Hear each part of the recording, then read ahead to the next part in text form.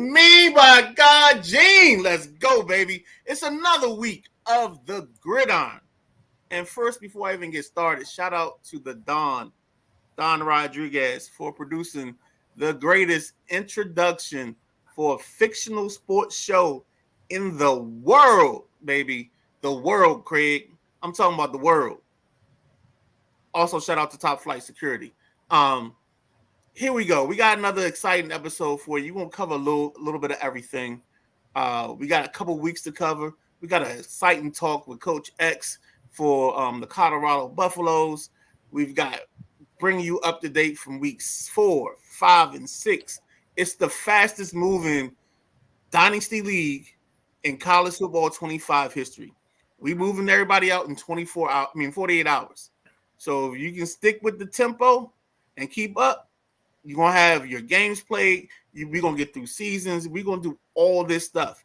It's one of the best shows in America. It's one of the best games in America. And before I even get too far into this, I got to give a shout out to the greatest producer in all of fictitious sports shows of the world. And that's my guy, the big guy, KG. Big guy.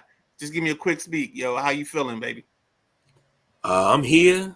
We on a win streak, so let's get it. All right, let's go. So before we even, I'm not gonna say before. Let's just get it going. Let's go with the first window. We got to talk about some sad news. Shout out to boys and men. It's so hard to say goodbye, but Coach Ross, due to some time constraints, due to some responsibilities in his life,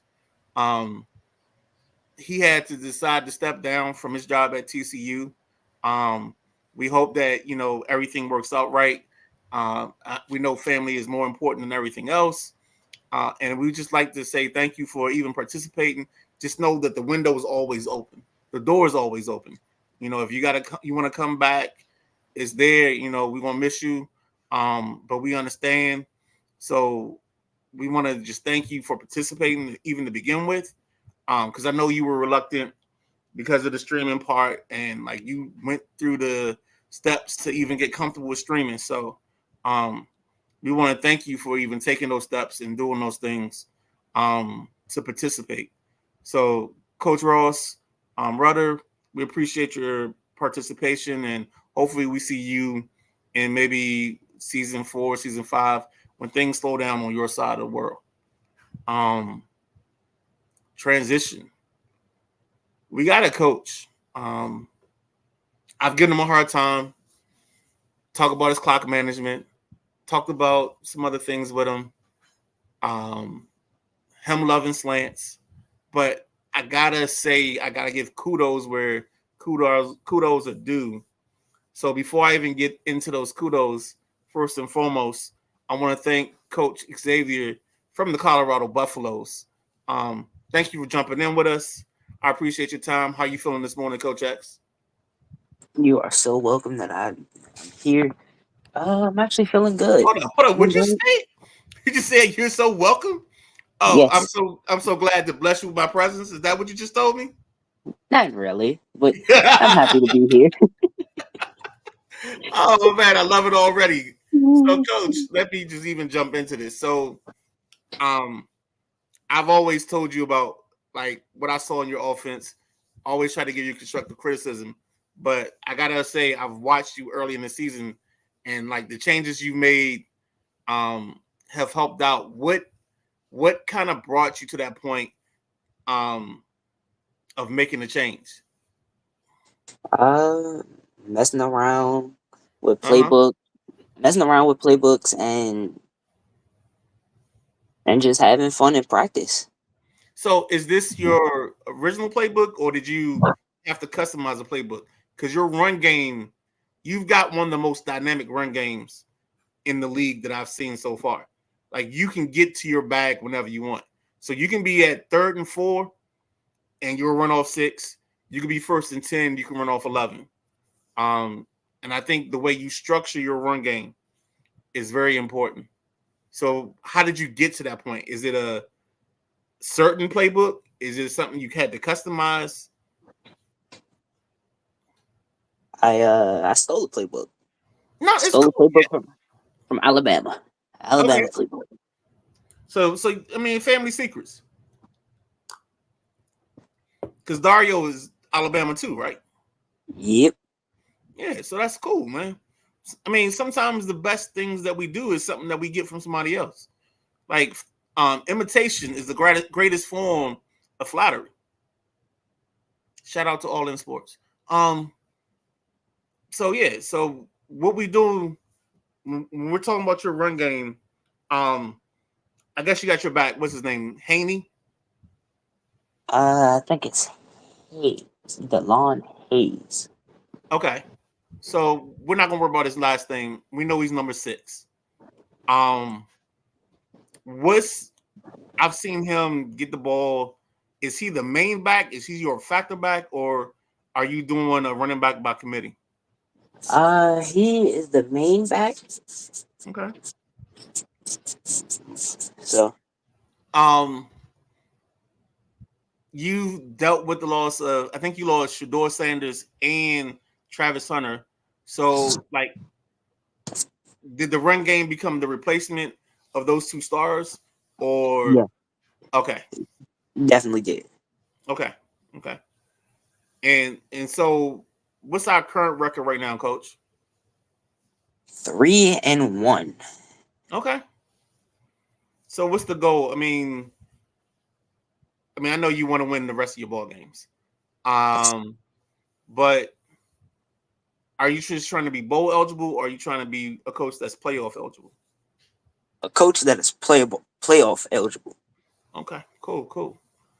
Anything you want to just tell people, like in terms of gameplay, or some advice you want to give people on this game? Because you can help somebody else figure out their way through the game itself. Yeah. For me, Uh-huh. if you don't know how to throw the ball, just run the ball. That's There all I you really go. know. That's Words it. to live by. No, that makes all the sense in the world. Because if throwing's not your thing, don't waste time in being something that you want.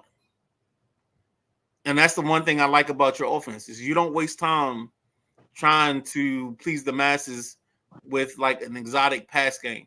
You are, what is my man Linnell Willingham say? You are a exotic power run game or something like that.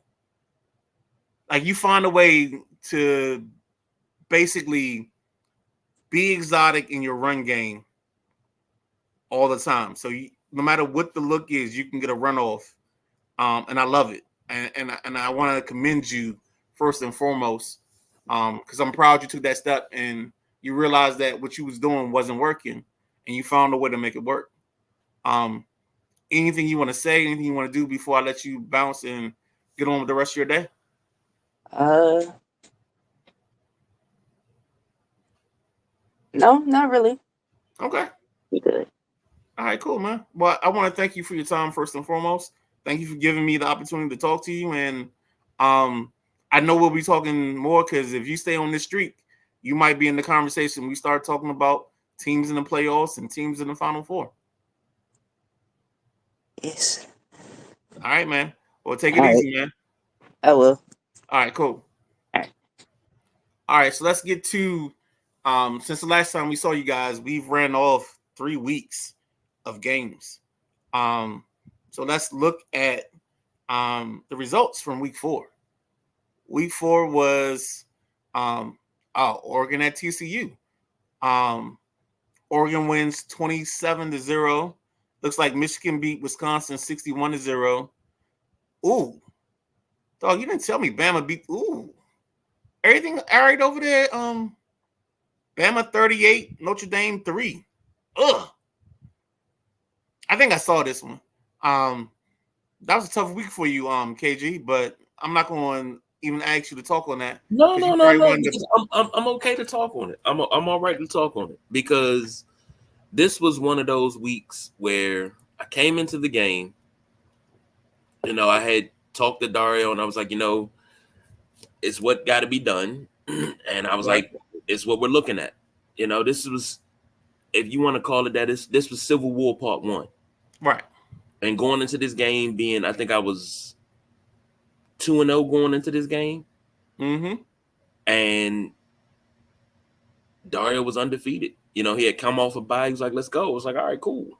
And I told him, I said, it was nothing I could do. I snapped the ball. His D linemen were in the backfield as soon as I snapped the ball. So there was no running game. The passing game was non-existent. Well, I'm just looking at the stats, and like I see where you averaged 2.0 yards a rush. He was averaging 5.87. Mm-hmm. He sneezed and he got 5 yards. Yeah. So yeah, that was good old week 4. Okay. No hate. It was good. I'll take it. No, I mean it shouldn't be, because I mean that's the whole reason we play the league, is to play against each other, and sometimes you get the best and sometimes the other person gets the best.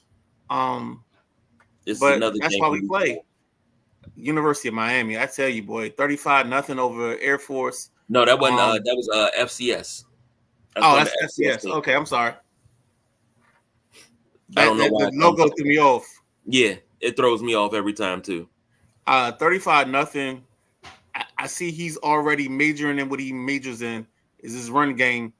155, 5 touchdowns, 7.3 on the ground. Jesus. 13.3 in the passing game, 4 for 4 on third down conversions. I mean, that's just a recipe for disaster for the FCS team that played them this week. What else we have user wise? What else did we have that week? I think that's it. That was it. It was short week. Yeah. Then we go to week. That's week 6. Week 5. You had Maryland versus FCS East. That was a beautiful game. 49-14. Alabama, of course, won 56-0. They probably scored 14 points with under 2 minutes left in the ball game. That's the Maryland stat right there on the screen. That's Maryland versus FCS East. Okay. Look at Maryland, 5.3 rush per attempts. Shoot, that looks like they got a lot of interceptions or something, because 465 overall offense. Passing yards 433. That's where it is. Okay. I'm looking at the wrong stat line. So yeah, it looks like Maryland got through the air. I like Maryland's offense. I can't not like it. I mean, I know Jimmy and him have the same offense. Kind of a Miyagi, Daniel LaRusso relationship.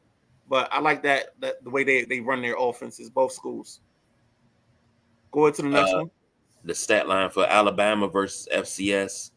Yeah, look at that. 21 points in the fourth quarter. I tell you, boy, there's no coach that likes to run it up like Dario likes to run it up. He probably called a timeout with like 40 seconds left just to score another touchdown. There's no hate involved in that, but I just love the aggressiveness of their offense and their willingness. And look at that, 16.45 yards per pass attempt, 329 passing yards. Looks like he only had 61 rushing yards, but that's 6.78 yards per attempt. Whew. I think when we get into the SEC schedule, I think you want to see those numbers flip-flop. I think he's going to concentrate on his run game more than the passing game. And you'll see a dynastic change in those yardage numbers. Who else we got? What was that for week 5? What else did we have? I think that's all the stats we had for week 5. No, we got Michigan and Washington. Yep. What was that at? I thought I just had that. Michigan. And if you don't, it's not. It is. All right. So, Michigan lost this one. That was a glitch in the matrix. Oh, that's the one where we were talking about it. Right. All right. Okay. Because Michigan actually won this game, but something happened along the lines where he closed out the game, and all of a sudden, it wasn't there anymore. And we went to go advance, and it dropped him down a loss. So we have to implement a Michigan rule to deter that.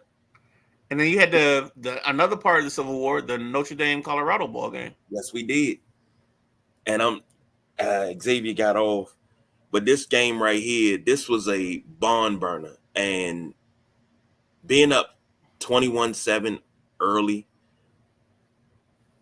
I'll be honest, I took my foot off the gas. I ran the ball very well, took my foot off the gas, and I looked at Xavier and I said, this is a trap game. I should have lost this game because he really put on a performance. And he had me nervous for a little bit. I'll give him credit where credit is due. I left points on the board. Hold on. You were averaging 10.25 yards per carry. Yes. And you only scored 20. Like, yeah, you should have just been running heavy the rest of the way. Oh, no, I left points on the board. Huh? I left points on the board, got down in the red zone. Got you. On the 1 yard line, and I saw that. I remember that now. Yeah. Stopped me, and I was like, I should have went for 3 there. I think I had 3 red zone trips where I came up empty. Yep. And being greedy, not taking the 3. Now that you say that, it strikes a memory. It's funny because the way you guys play games, I remember watching the game, but you got to say something to trigger the memory because there's so many games in between those moments. Get me back on track because I don't want to go down a wormhole. But this game was the third game in a row that I had against the user, and it was Maryland, Alabama, Colorado. So personally, this was a tough game for me. I will say that. Okay. Then we go on to week 6.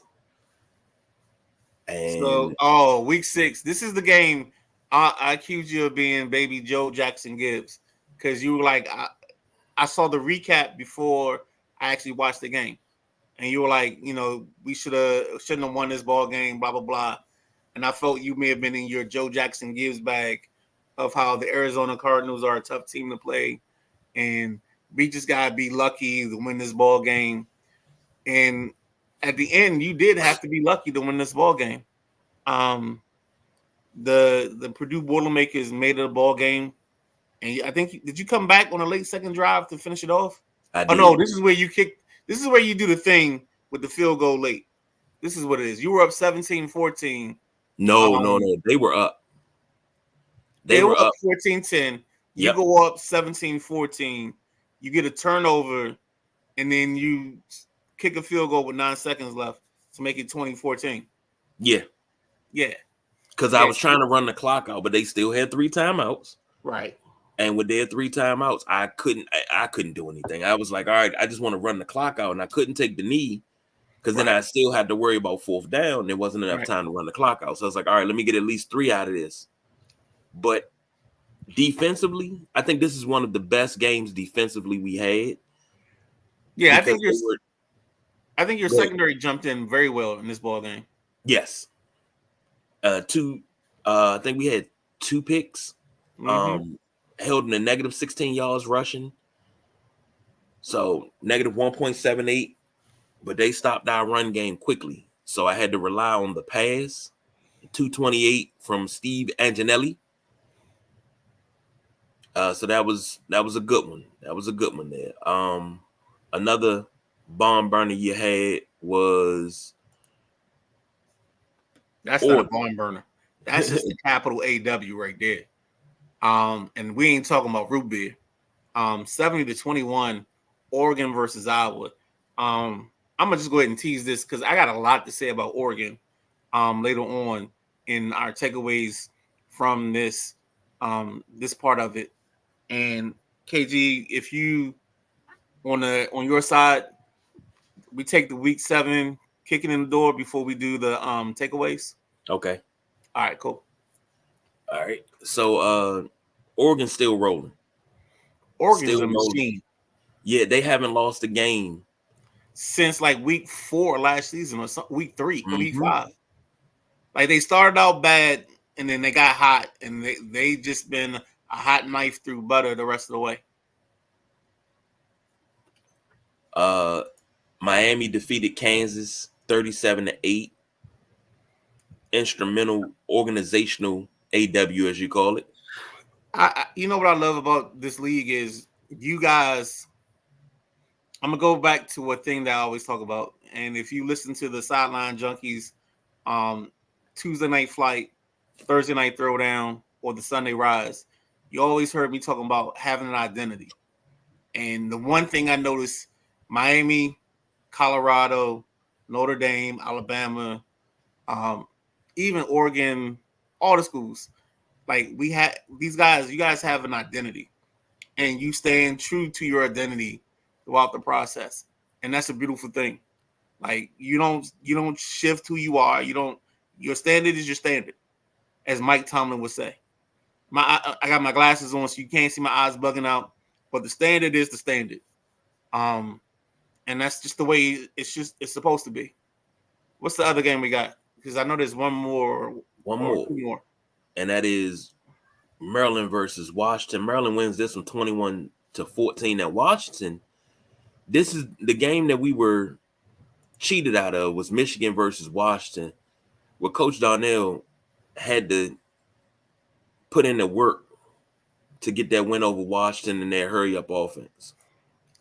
Washington was all in this ball game the whole time. I mean, you can see 14-14 down the stretch, but like the balls again, like that family offense of, I don't know if I can say that balls falls off of the Jimmy Trio offense if that's where we want to go with this, kind of like the Shanahan tree. But he designs certain stuff, and I like the designs that he does. Like I like the way he uses his motion to get things open. So yeah, definitely. Most definitely. And top 25 update. All right. So Alabama's number 1. okay, Oregon's 2. That looks right. Miami's still Got 7. Miami at 4 and 2 and at 7. That's Yeah. odd, but I'll take that. Michigan 5 and 1. Notre Dame at 11. Maryland at 12. What other user am I missing? Colorado at 3 and 1. At 20. And I'm sorry, 20. And That's okay, it. so we in the top 20. We making business happen. So we got some ballers here. And I got And I know in the outskirts of this, I'm not gonna talk. I'm not gonna go too far into this, but I know there's interest from other people outside. We haven't got a commitment yet. We're still in the recruiting process of getting new users, and if the new users are available, we say it every time we do an episode. Um, if you want the smoke, we got the cigar and the lighter ready for you. hey, I'm down with it. And Boss BJ checking in. He said you can go there. Yeah, I mean it's a Texas is the only user not ranked. Okay, who's Texas? I don't remember. That's Devron. Coach Devron, he had a couple of games where he couldn't play due to weather. Got you. Makes sense. So but that's how that's looking. And then if we move over to the Heisman race, Cole Cabana is leading everybody. Jackson Arnold is 2. Jalen Milroe is 3. Justice Hayes is 4. And Miller Moss is 5. I've said some things about Cole Cabana, and this cat needs to be drug tested, because it ain't no way in 4 hells you're a 99.99 and you just getting out like that. Man, that kid is one of the most explosive kids in this league. But he'll be in a segment later on. So yeah, I don't even know where we at right now in the recaps. Week 7 kicking in the door. Oh my God. Last night. Whew. I don't even know where to start, KG. Where should I start? Like, where should we go with this? Well, I know, because the only game that I watched from the previous night was what was that, Michigan versus USC. That was a classic. That's the one, yes. Darnell, Yes. we got to give you a salute. We're gonna give you the John Cena. You know what I'm saying? We're gonna give you the John Cena salute. Great game, great play at the end of the ball game. Literally scoring with 0 seconds left on the clock. Throws a fly. I don't know how the defense let you get behind them, but you threw a fly on a great play call. You come out with the dub. Shout outs to, I think Miami won this week also. Miami just staying behind Martinez in their run game. Like I said, you guys stick to what you do. Like every now and then, I think somebody might get out of their behavior or their way or their style, but nah, you guys stick to, like, if what is it? It's Pythagorean theorem. If A squared plus B squared equals C squared, you guys stick to that. And that's one thing I got to commend all the coaches on. No, Miami took an L. They did? They played NC State. They took an L. Oh, man, they were up when I last looked at it. I fell asleep on that ball game. So I apologize for that. I apologize for the erroneous information. 24-3. God damn. And for those that are a part of the Sideline Junkies 24/7 podcast group, the Michigan USC game has been posted. We also had Oregon versus Wisconsin. Ooh. And Oregon took that game, it looks like 27-0. Right. Another shutout. So I don't know. I'm gonna issue a warning right now. I don't know who we got to call. I don't know if we need the FBI involved. I don't know if we need the Drug Administrative Unit, whatever they're called, or DEA. I don't know who needs to be involved, but Oregon's front seven. I've never, ever, in the words of Chris Jericho, seen a front seven that fast, that explosive. Like, literally, there were times when I watched his game, he went zero coverage. And, like, the quarterback just didn't have time. His linebackers, his front line, whoever, they were just so – I think he ended the game with 7 sacks. He probably had 12 quarterback hits. I felt bad for the quarterback. I thought the coach he was playing against should have pulled the quarterback and just or he should have been in ICU for treatment. It was amazing, the level of brutality, the level of physicality that was going on in this ball game. And then if you watch their offense, I mean, he's throwing flies, he's throwing jet sweeps, he's getting creative in the run game. I mean, I don't know. I mean, Alabama looks dominant, but Oregon will be a problem. Well, one thing I'll say about Oregon, they come to play, and Oregon's like, if you've ever watched Remember the Titans. You know, they were trying to get ready for Ed Henry. Said, nah, you're not going to see Ed Henry to the title game. Yeah, I know. All right. That's Oregon. You got to get ready for Oregon. Now you're not going to see Oregon to the title game. Yeah. He got something special going on, man. And I don't – anybody that's a user that plays against him, I feel sorry for you. Because the wide receivers are super fast. The running back is electric. The QB is dynamic. The linebackers are dynamic. I mean, I don't know what his weakness is. His weakness might be his play calling, and not saying it from a standpoint of saying he doesn't create plays, but saying it from a standpoint like that's the only thing that can hold this team back. Like, that's the only thing that could be their flaw. When I watched them, I almost called 911 3 times at the way they were getting after the quarterback.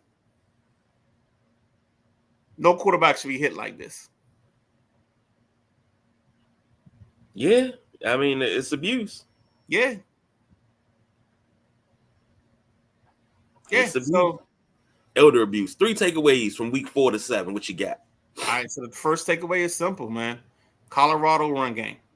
Colorado has found a way to make themselves successful moving the football. They do enough to get themselves through, and I think Colorado is going to find a way to sneak their way into the back end of the playoffs.